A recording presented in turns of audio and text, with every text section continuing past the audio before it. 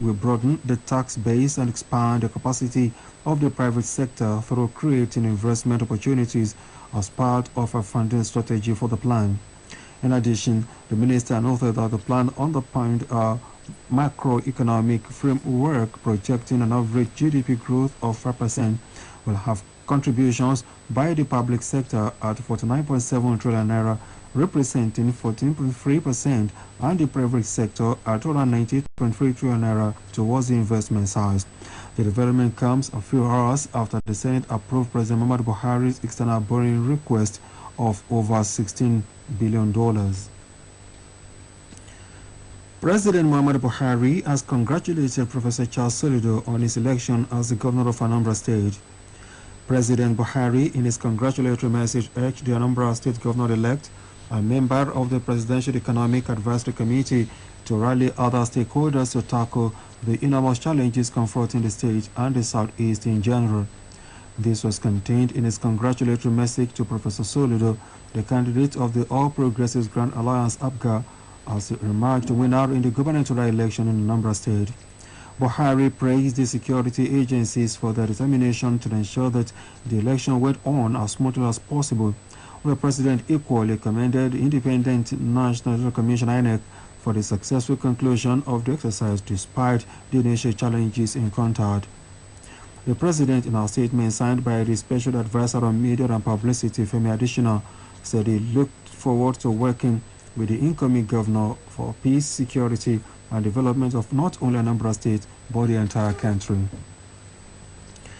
Meanwhile, the Apex Igbo Socio-Cultural Organization, Ohaneze Ndi Igbo, has urged the governor-elect under the platform of the All Progressives Grand Alliance (APGA) in Anambra State, Professor Chukwuma Soludo, to be magnanimous in victory towards its other contenders. The organization, through its National Publicity Secretary, Chief Alex Ogbonna, made appeal in a congratulatory message. Soludo was at the last Saturday election won in 21 local government areas with a total of 112,229 votes to beat Valentine Ozigbo of the People's Democratic Party, who polled 53,807 votes, and Andy Uba of the All Progressives Congress, who got 43,285 votes, while Ifeanyi Uba of the Young Progressive Party polled 21,261 votes to come forth. The organization said they were delighted that the people of Anambra State, in spite of the obvious challenges, have demonstrated an exceptional degree of maturity and wisdom in managing the emotions, anxieties, conflicts, trepidations, and excitements that go with such a highly celebrated governorship election. They commended President Muhammadu Buhari and the Independent National Electoral Commission (INEC) for transparency, non-interference, and upholding the will of the good people of Anambra State. Justice Bintan Yako of the Federal High Court sitting in Abuja has adjourned the trial of the detained leader of the indigenous people of Biafra IPOB, Nnamdi Kanu, to the 19th of January next year. The adjournment came after Kanu's team of lawyers staged a walkout over the refusal of operatives of the Department of the Service to allow some of them access into the courtroom. Kanu, who was brought into the courtroom around 8 minutes to 10 in the morning, had shortly after his case was caught up, decried the refusal of security agents to allow some members of his legal team, especially his lawyer from the United States of America, Bruce Fein, to enter the courtroom. The IPOB leader told the court that Mr. Fein, who he said was handling a case for him in the U.S., was around to witness his trial. Meanwhile, counsel to federal government, Mr. Mohammed Abubakar, who is the director of public prosecution, urged the court to proceed with the trial in the absence of Kanu's lawyers. He argued that since Kanu's lead counsel, Mr. Ifeanyi Ejiofor, who was initially inside the courtroom, walked out with his team shortly before the arrival of the judge, his pending application should be deemed abandoned. In a short ruling, though Justice Nya could express her displeasure with the conduct of Kanu's lawyers, she declined to dismiss the pending application, but rather adjourn the case till next January for trial. The Senate has considered two critical bills seeking to facilitate the swift prosecution of money laundering actors. The bills are Money Laundering Prevention and Prohibition Bill 2021 and Money Laundering Prevention and Prohibition Repeal and Reenactment Bill 2021. The bills, when passed, would also provide the needed framework for the prosecution of public servants, which explained the sources of wealth. Leading debate on the general principles of the first bill, the Senate had explained that the legislation seeks to repeal the Extant Act and enact the Money Laundering Act 2021. According to them, the bill will provide for a more comprehensive legal and institutional framework for the prevention and prohibition of money laundering in Nigeria. They said the bill takes into consideration the changing patterns and manifestation of money laundering as an offense, noting that investment or funds transfer made or obtained fraudulently into legitimate businesses will no longer be difficult to trace. The duo added that the bill, when enacted, will provide the framework for the prosecution of public servants with unexplained sources of wealth. On the second bill, one of them, Senator Quarry, said it was a piece of legislation which, when passed, would help in the fight against corruption, money laundering, and terrorism. The gathering of statistical data and its management cannot be overemphasized for effective planning and the overall development of the state of Osun. Commissioner for Economic Planning and Budget, Professor Lalikan Yunisa, made a statement at the Hollow Chamber of the State House of Assembly while defending the budget of his ministry before the legislature. The commissioner said the state had developed an effective statistical structure which will be very useful in determining a greater and better place to live and do business by the residents. Professor Yunisa pointed out that the development programs as well as the medium-term sector strategies of the state are all hinged on an adequate capturing and effective management of statistical data. While commending the efforts of Governor Adegboyega Oyetola for showing commitment to ensure that the state develops through a solid statistical structure, stressing that Osun is being ranked high by development partners because of its effective use of statistics. Local government workers in the state of Osun have been admonished to exhibit zeal and enthusiasm on the job and responsibility in generating more revenue for the state. The chairman of Local Government Service Commission, Eda Tunde Adedeji, gave the admonition during a visitation to Olaoloa Southeast Local Council Development Area, Ilemo, Olaoloa Local Government Area, Bodiosi, Iwo Local Government Area, Iwo, and Iwo East Local Council Development Area, Olomawewe, also in Iwo, Sonya, Honoride, now reports.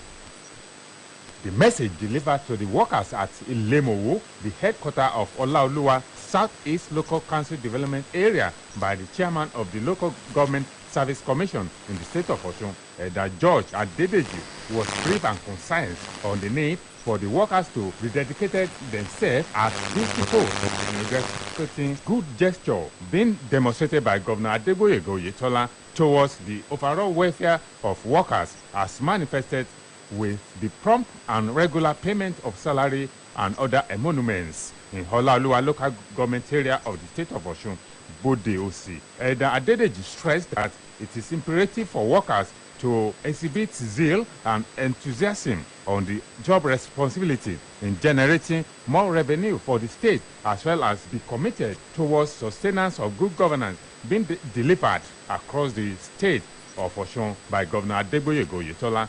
Eda Adedeji also implored workers of Iwo local government area, Iwo, and Iwo East Local Council Development Area not to relent in their support for the administration of Governor Adegboyega Oyetola, as well as working towards consolidating on the remarkable achievements recorded by Governor Adegboyega Oyetola. Over 20 local councils, and it's been a very, very rounding welcome also.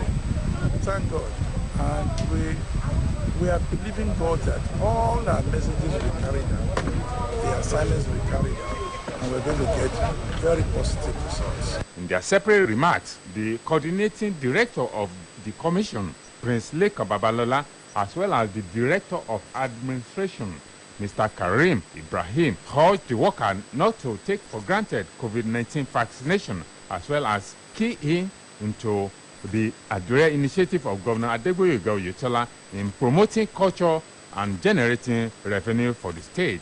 The Vice Chairman of Olaoluwa Southeast Local Council Development Area, Honorable Adeyemi Oyetunde, Honorable Najim Kosim of Olaoluwa Local Government Area, Head of Department of Administration, Iwo Local Government Area, Prince Olaniyan Noreen, Head of Department of Water and Environmental Sanitation, Mrs. Folashade Awoniyi, expressed optimism on the workers' commitment towards sustaining the tempo of developments across the state by Governor Adegboyega Oyetola. Sanya Onohinde reporting for OSBC.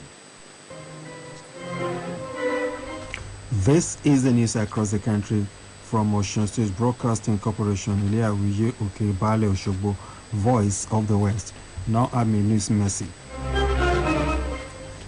Life is full of ups and downs. Do not allow your present situation overwhelm you. No condition is permanent.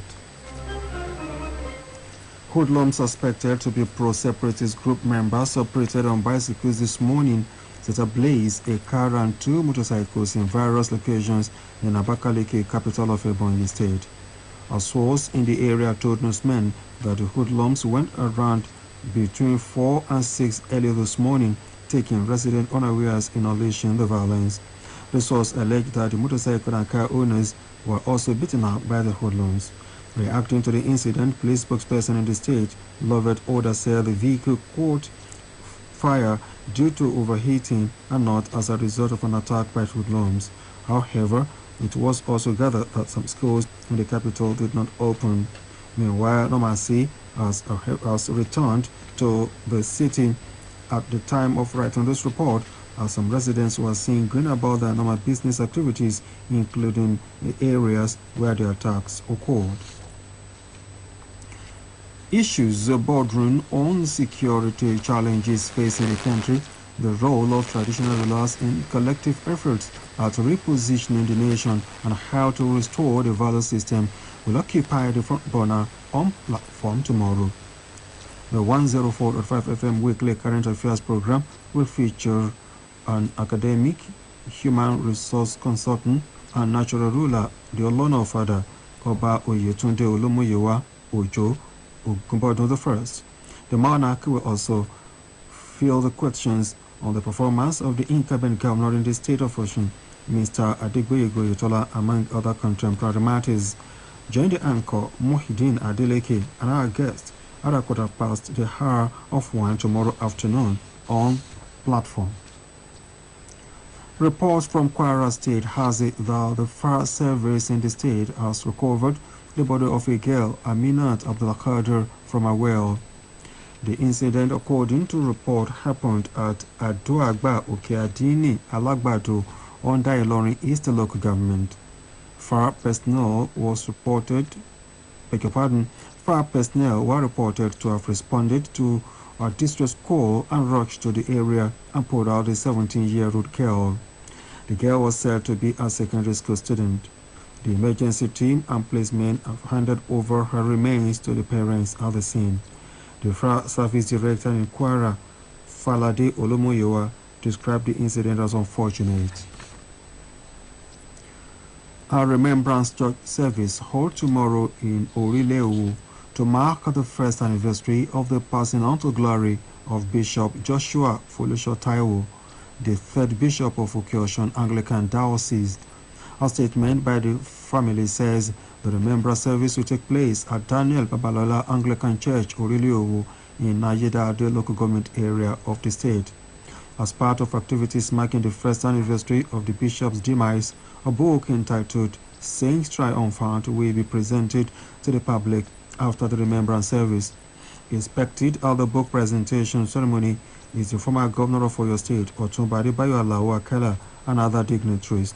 Bishop Folusho Taiwo passed on in the early hours of Wednesday, 11th of November last year at Babcock University, Ileshan, Ogun State, joining a brief illness at the age of 65.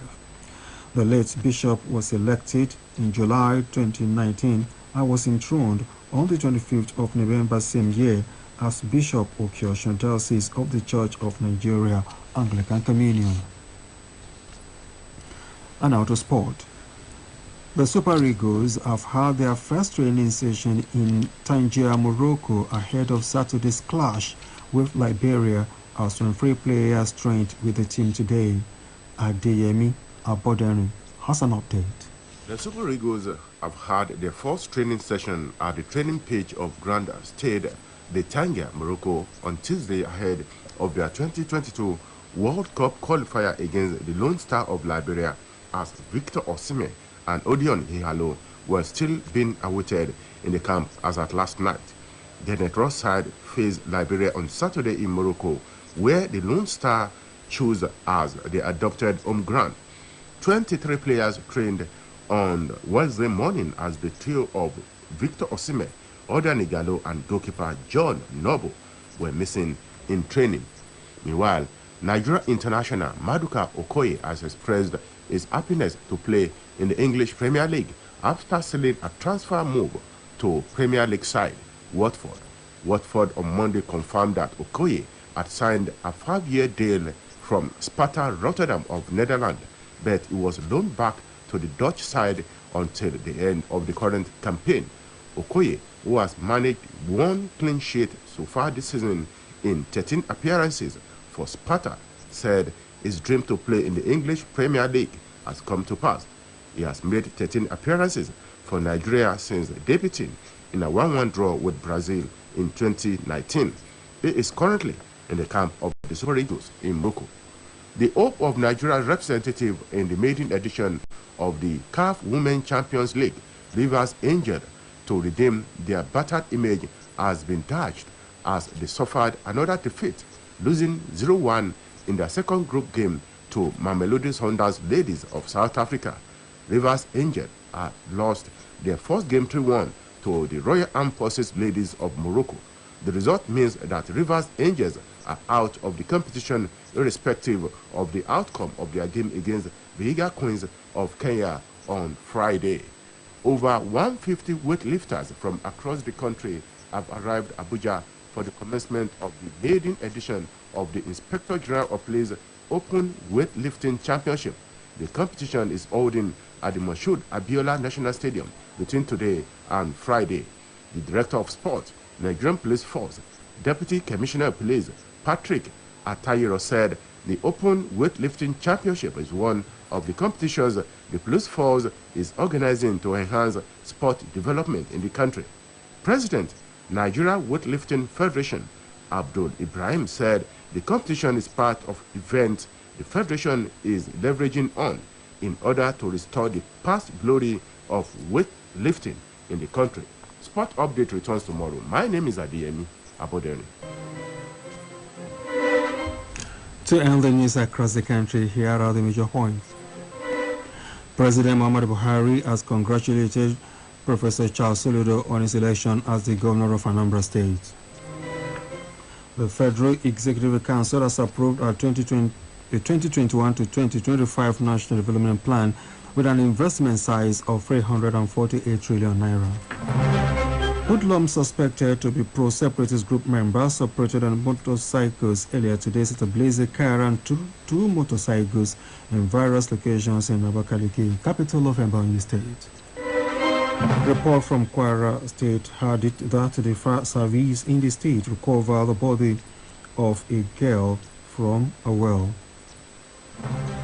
That was the news across the country, edited by Nathaniel Oyegoke and delivered by Oluwatoyin Yusuf. For more about us, you can visit www.osbcng.org. We thank you for listening to the news across the country. Good evening. You are live. You are live. On Osun Radio. Community radio at its best. 104.5 FM.